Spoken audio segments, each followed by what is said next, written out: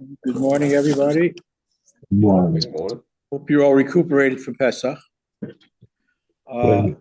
As Mendy mentioned, today is the yahrzeit of my late brother-in-law, Shlomo Zalman ben Yochanan, who unfortunately passed away during the early stages of COVID.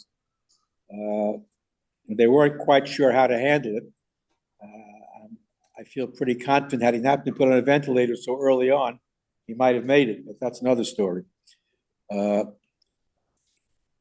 He was a brilliant Talmud student. That's all I can say. He lived for learning, and his prodigious desire to learn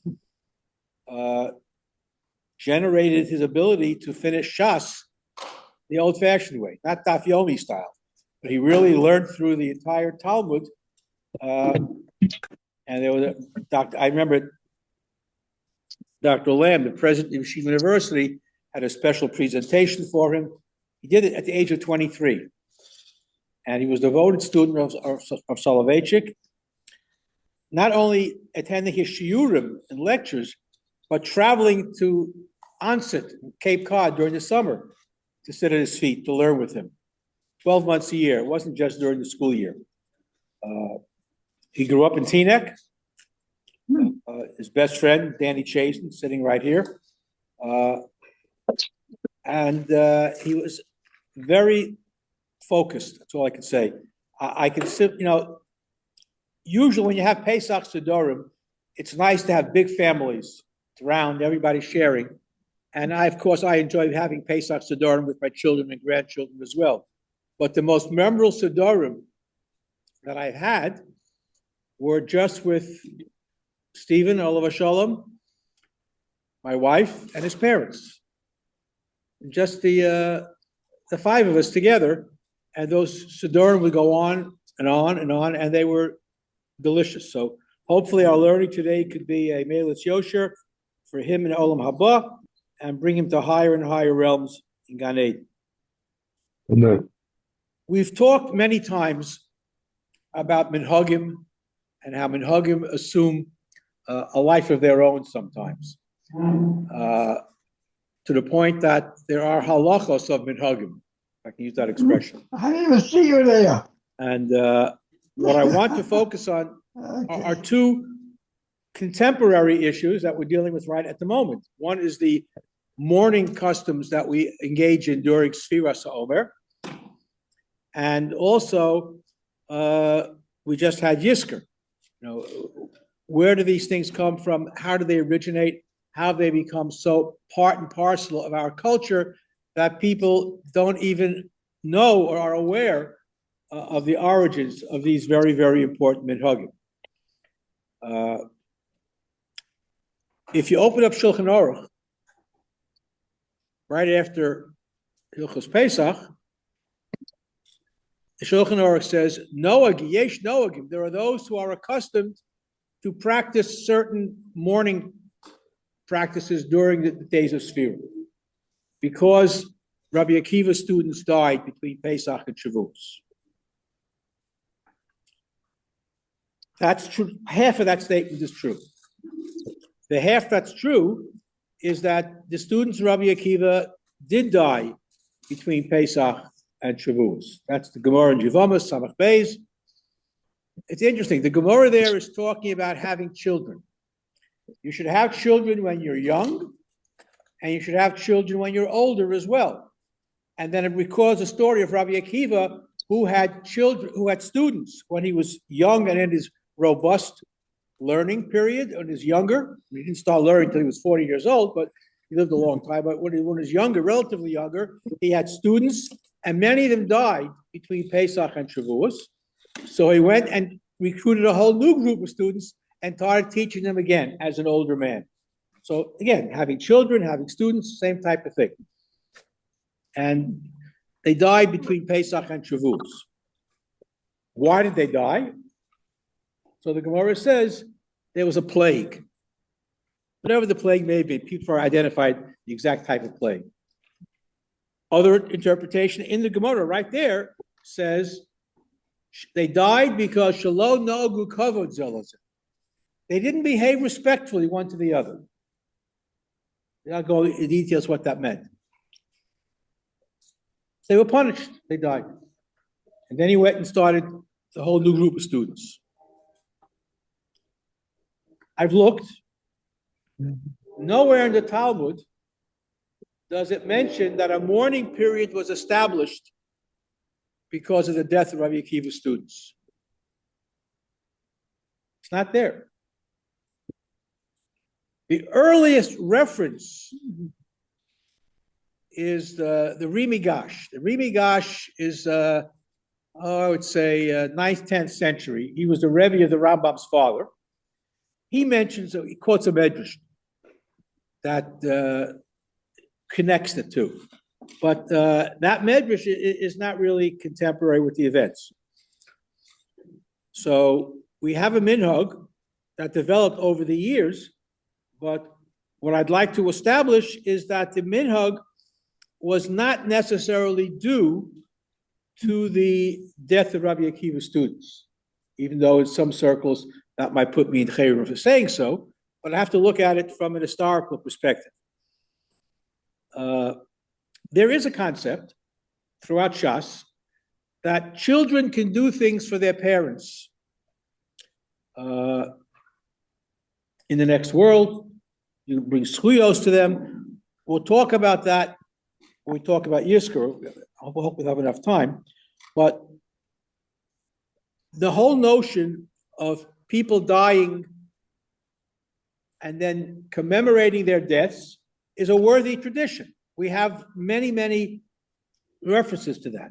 You memorialize a person's death, and that by learning in his behalf, by doing mitzvahs, masim tovim, and that could raise that person to higher levels in Gan Eden. But the connection between Rabbi Akiva's students and what Klal Yisrael does now, whether it's from Pesach until Lag BaOmer or from Rosh Chodesh until Shavuos, and there's a third minhag that Moshe Feinstein mentioned that people only do it during days when you don't say Tachanun. Where do these come from? So there is in the world, there are many folk customs in different cultures, different traditions. In the ancient world, Egypt and Persia and Babylonia and in Greece and in Rome, which were all pagan countries at that time, they had a belief that during the period roughly corresponding to the period between Pesach and Shavuos, the month of May usually, is a period of evil omens. And the spirits are roaming the world during that time. And it's not a good idea to have celebrations, to have weddings. It's not an auspicious time to get married during this time because evil spirits are about. How did that creep into Jewish tradition? So we know that a person who's saying Kaddish only says Kaddish for 11 months. Why? So there's a belief that the judgment of the evil lasts for 12 months. When a person dies who's been an evil person in Russia, his judgment period before he can determine whether he goes up or down takes 12 months. And this, in fact, is a Mishnah. It's a Mishnah, most authoritative source of Jewish law. Rabbi Akiva is quoted as saying, Mishpat Rishoyim Begehenim. It's a Mishnah in Eduyos, not one of the most popular Masechtas in the world, which may be why it's not that well known, but it's there. It's part of Shas. Mishpat Rishoyim Begehenim Shnei Mosar Chodesh. Right, the judgment of the evil in Gehenim, whatever Gehenim might be, is 12 months long. Shenemar v'hoya michodesh b'chodshim. Okay, and that Rabbi Akiva is always, no matter who he argues with, he always follows Rabbi Akiva. That's the halach. Rabbi Akiva, halacha to Rabbi Akiva mechaveiro. But right after it, Rabbi Yochanan ben Nuri Omer, min Pesach v'ad ha'atzeres, that the Mishpat Rishoyim beGehenim is between Pesach and Shavuos. Also calls a post, Milei Shabbos, Shabbato, etc. Now, we don't pass it about Yochanan ben Nuri, but the fact that it's included in the Mishnah reflects a common idea among many, many ancient cultures that it's a period of bad omens, and you don't want to do anything that either is inauspicious or might upset the nations among whom you live by having celebrations during a time when they're very careful about not doing things that are celebratory. All right?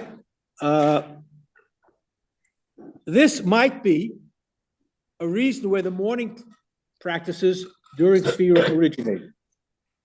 I'm not saying it with 100% certitude, but 98% for sure, that this is where we borrowed from our neighboring cultures.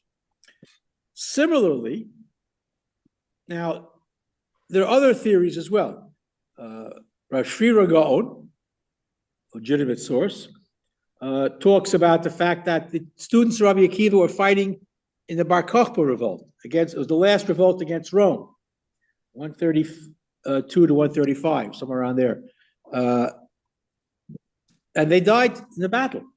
So that's certainly a plausible reason why they died, as opposed to lo no recovered zebazeh.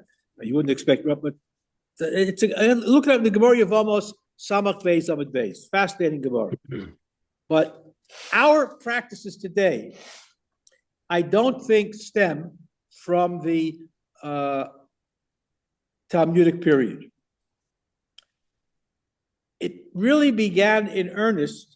Most of these mourning practices, and this will bring us to Yizkor as well, began in the 11th and 12th century after the Crusades. The First Crusade began in 1096. Pope Urban II wanted to free Jerusalem from the infidel Arabs. So the Crusaders marched through Europe, they marched all the way to Israel, and they battled against the Arabs. Sometimes they won, sometimes they lost, to free Jerusalem from them. If you're fighting against the infidels, what greater infidel can there be than the Jew? And they were walking through Europe, so they passed through many Jewish communities. Well, if we're going to kill Arabs, we might as well kill Jews as well. And they wiped out major Jewish communities. Speyer, Worms, Mainz. These were the yeshivas, the yeshiva founded by Rabbi Gershom in Mainz, where Rashi went to study.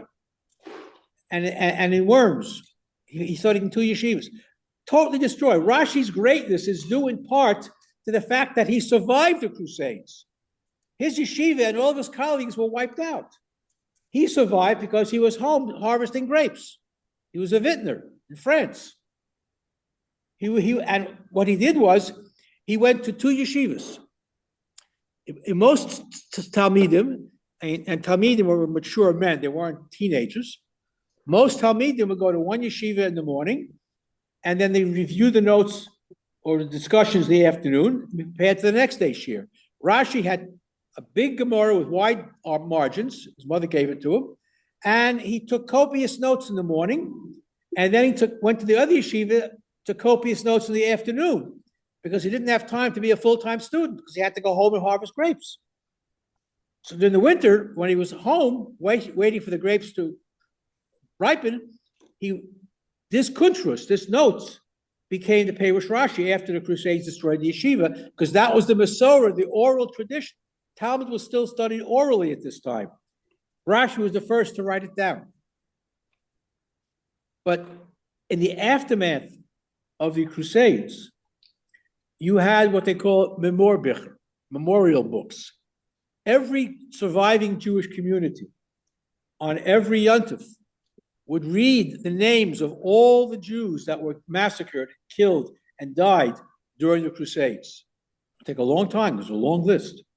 And we have some of these Memorbicher. That is where Yizkor began. It's quoted, the earliest source is Rav Simcha Mivitri, one of Rashi's students, who quotes it. And combining that with the destruction of the students, Rabbi Akiva, during this period, So you can see how the Crusades fostered a whole culture of mourning, specifically during this period between Pesach and Shavuos. But in general, at every Yontif, we recite Yizkor. And that's pretty much where it comes from. The Gemara mentions in several places that a son or child can help his parents in the next world. And that Gemara gives an example, and from that we give the beginnings of the Yizkor service that we have today, by the children remembering their parents, praying for their welfare, wishing them an Aliyah and Gan Eden and so forth. That grew from the original memorial services that were held to commemorate those that were killed in the Crusades. And then, as in all cases in Judaism, when something begins, it grows by accretions, and you have what I call halachos of minhagim, who has precedence in saying Kaddish, was a yahrzeit or for which relative, then Yizkor, and lighting candles. It's all develops a whole literature all by itself. But before the Crusades, no one talks about it. The Gaonim make very few references to this. And I say the Rimigash is the first person to connect Sfira to this particular period, and the mourning practices late Rabbi Akiva, even though the Gemara doesn't say it. And from there, it just grew organically. There are the fact. I'm fascinated by the impact of history on halacha. Rabbi Moshe Feinstein was asked a question. A relative, a friend, I forget already, is having a simcha during Sfira, during the time of Sfira that I don't observe. In other words, you can observe the morning, the 33 days of Sfira are either from second day of Pesach until Lag BaOmer, or from Rosh Chodesh until Shavuot. So the two major minhagim. So if you observe one minhag, and there's a simcha in your family of people who observe the other minhag, can you attend? So the only way you can attend is if you switch your minhag. And he paskins that you can switch your minhag from year to year.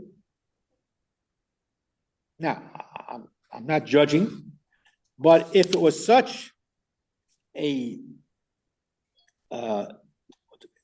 strict halacha, you can't play around with it. But obviously, he felt that it's a minhag, and therefore you can, as long as you observe a period of avelus between Shavuos and Pesach, which 33 days is not as important. So you can switch from year to year, back and forth, different minhagim. Two weddings to go to. One at each period. Well, then you got to make a choice. That far he doesn't go. If you have two weddings, and then you have to choose your friends and relatives carefully. Very carefully. So he doesn't deal with that. But I would assume that you can switch 1 minute, but you can't. No, that I don't think he would go for. But it's mentioned in the source that children can do things for their parents, and that's where the Yizkor comes out, giving tzedakah on behalf of the deceased, saying philos, learning a Mishnah, and so forth and so on. I'd say Rav Simcha Mivitri is the first one. The Ramah, who codifies halacha for Ashkenazic Jews, calls it a minhag. He says that Yizkor is a, where is it?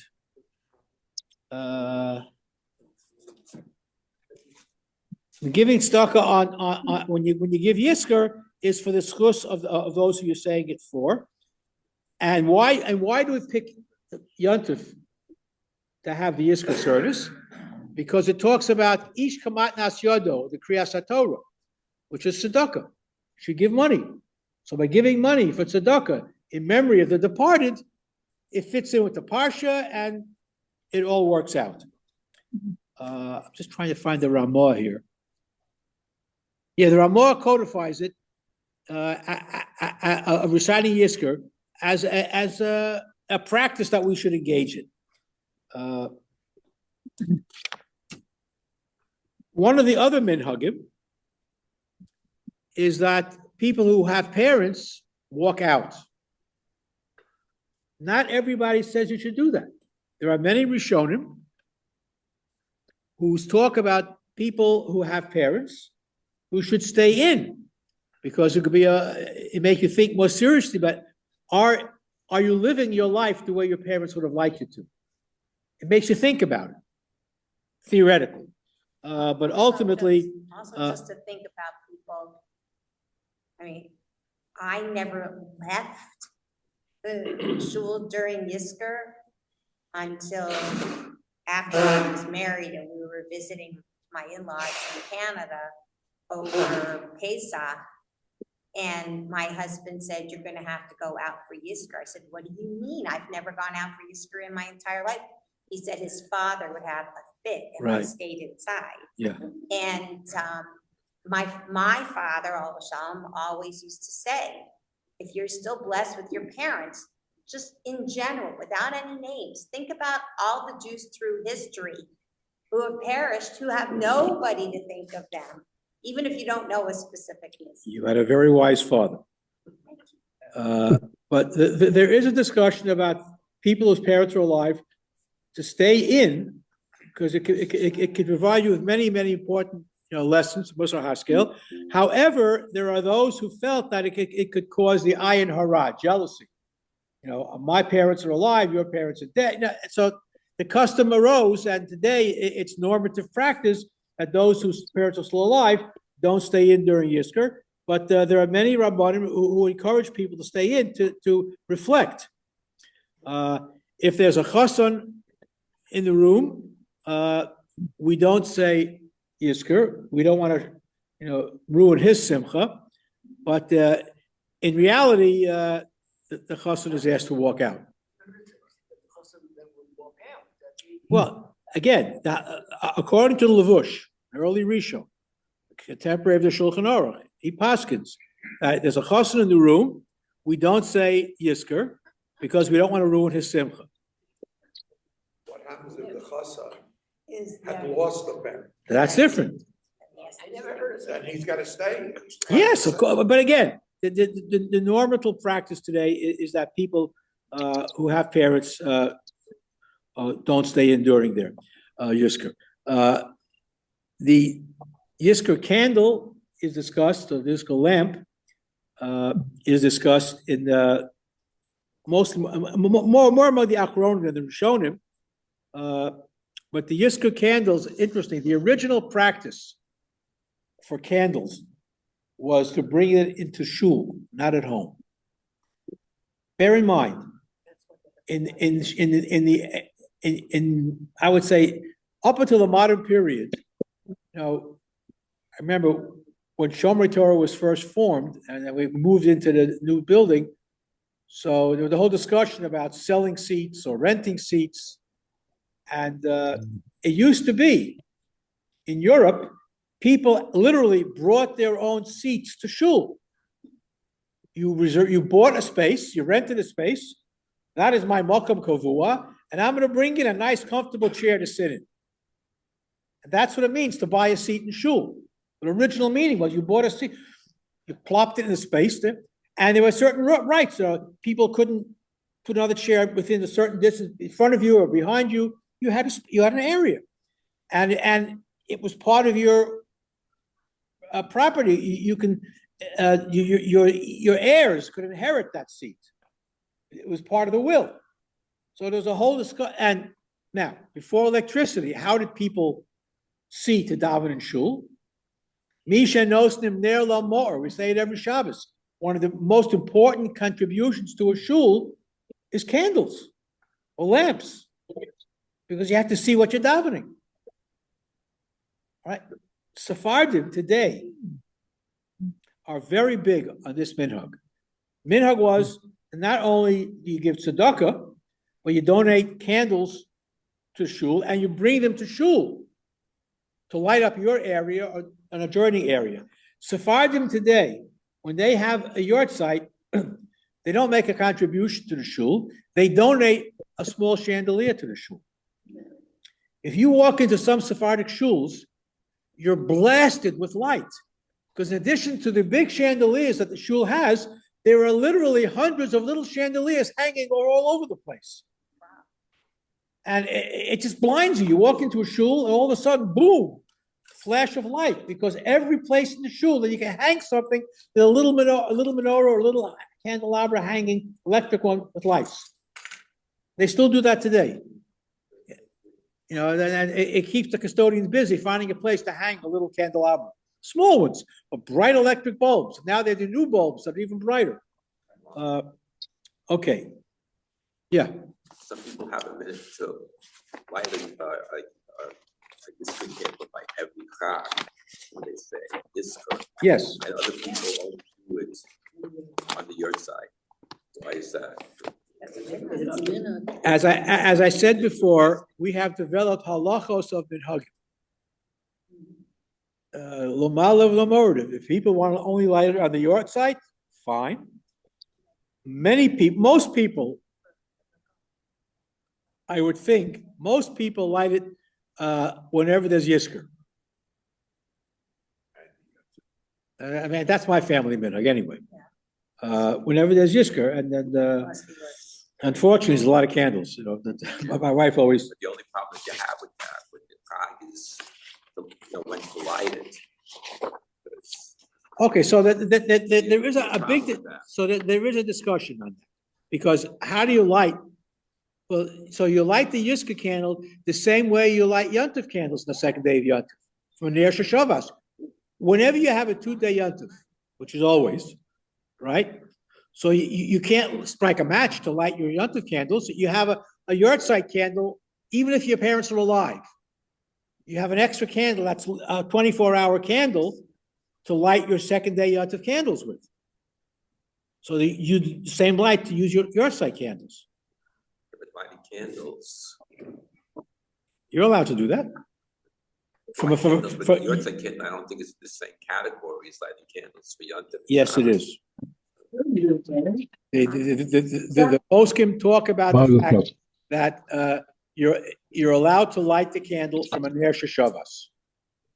The question is where you should light it. You should light it in shul preferably, but that minhag seems to have disappeared because we have electricity now. But when they light a yard side candle, they bring it to shul to light it. So these are but the key takeaway, in my opinion, here is that Yisker and Kaddish and yard site and all these things, you find references to it throughout the Talmud here and there, but the implementation of this as a Minhag Yisrael really started after the Crusades. Because unfortunately, I don't know the exact numbers. It certainly pales in comparison to the Shoah, which we're also commemorating this week, Yom HaShoah. But you had the Khmelnytsky uprising in 1648, 1649, the Gzeros Tachvatat, which also wiped out most of Polish and Southern Russian Jewry, which gave birth to the Hasidic movements. Another lecture at a different time. But the Crusades were the most damaging to the Jewish community because they destroyed all the yeshivas, as well as literally entire communities were wiped off the map. Worms, Magensa, Ramaiza, all these totally wiped out. And these were the great yeshivas that Rabbeinu Gershom and others established, where Rashi learned. And it was a terrible tragedy which gave birth to these practices which filtered down to us to what we have now. So today, Kaddish and Yisker and Yortzeit and who gets the daven and who's Aliyah gets, it becomes very, very complicated in some places. You have politics involved. You have if you have two people of both of your side the same day, who gets a daven for the Yomid?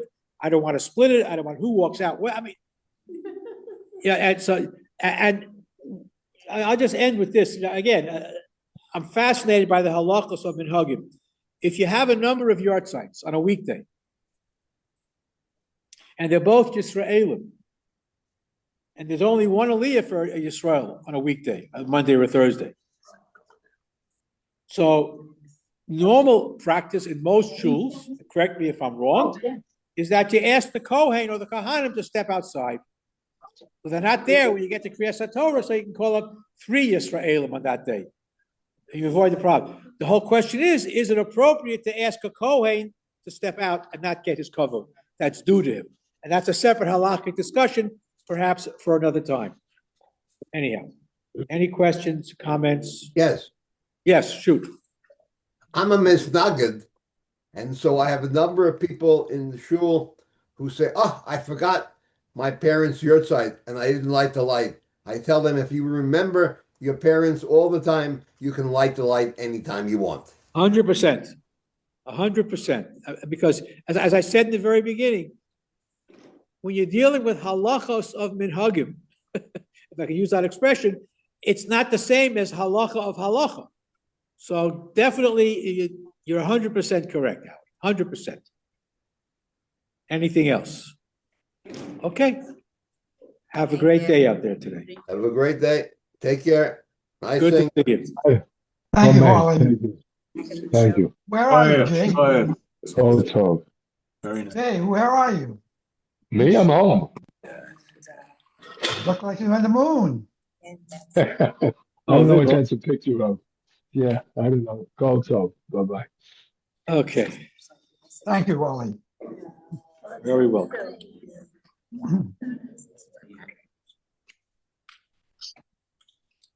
Who's benching? You want. Rabbi Sign Varech. Ishem Navarach Betav Yad Olah, Beshkrus, Kol Besubin Khan, Varech Shechal Mishalo, Uh-huh. Rosh Chal Mishalo, Tvach Hayidu, Brochaton, Mamazon, Es, Ol, Klub, Tovim, Es, Rak, Hunos, in Lech, Machot, Stil, Chasto, Ustuvo, Hagado, Tomidol, Chasto, Ki who was often Esla, Komitiv, Lakol, Michim, Mazon, Robert Yosef, Asher Bara, Brochato, Adonai, Hazon, Es, Akol.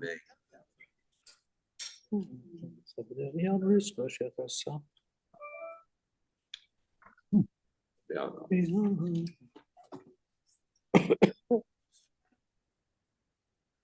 Baruch atah Adonai al haaretz ve'al hamazon.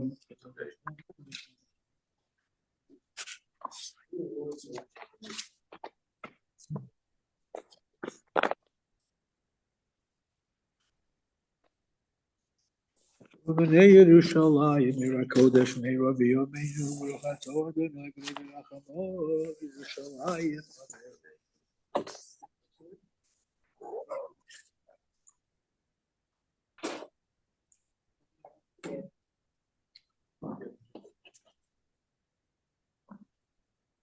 Umikol tov li'olam ha'yichasreinu. Uh-huh.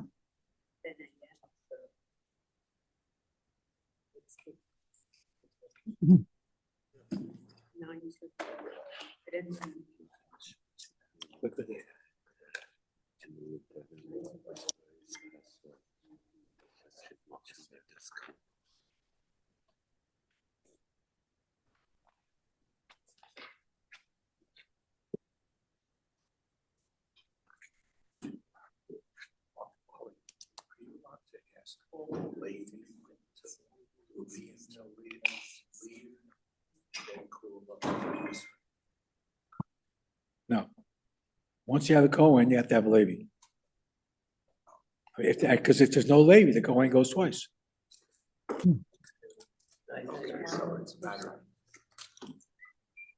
But it's really questionable how appropriate it is to ask the Kohen to forego his kahuna, basically. Yeah. Tell the Kohen to leave, can you go Levi Yisrael? Theoretically, you could do that. You could. You don't have to call a Levi when there's no Kohen. But after the first Levi, you wouldn't call a second Levi. We have, unless there's a special reason to do so, don't call Levi. Right. If a lady is your site, for example. You can. Then you can do it, but if it's just, if nobody, What happens if you have two Revi'im from your sons? What do you do? Pick one. yeah, I mean, if there is, we would find somebody to give. Huh.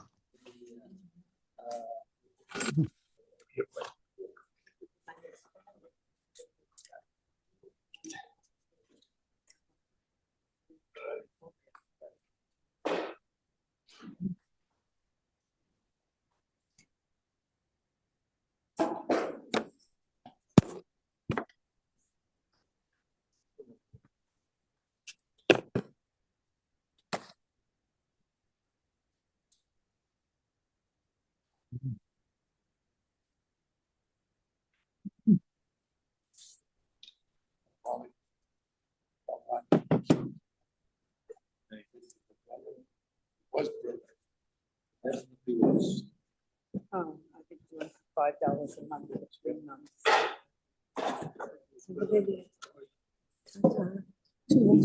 Offer ends 5/30. Still following railroad. Oh, okay.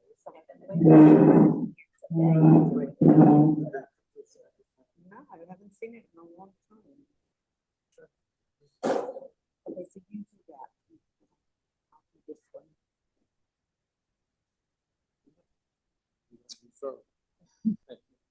Said,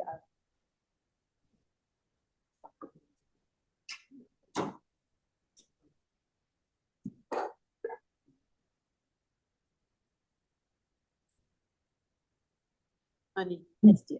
You have signed up Friday night or whatever. Say again? How many people are I coming? think he said 23 or 25 or, Wow. well, today he's sending something out to just have, once you said you wanted to, that's very nice. Now he wants a firm commitment. Right, So I think we're 25, 23, 25, something so fast. okay. And then it's 24. All done.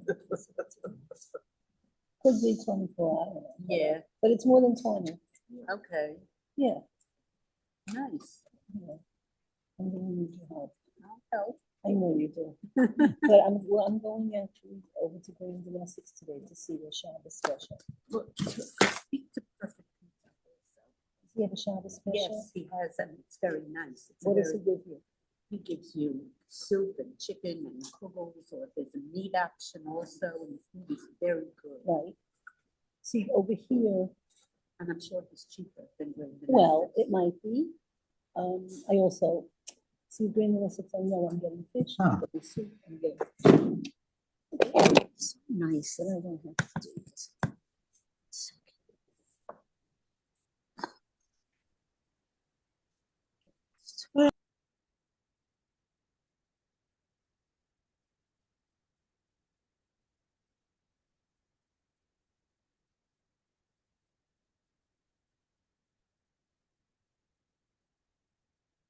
Hmm.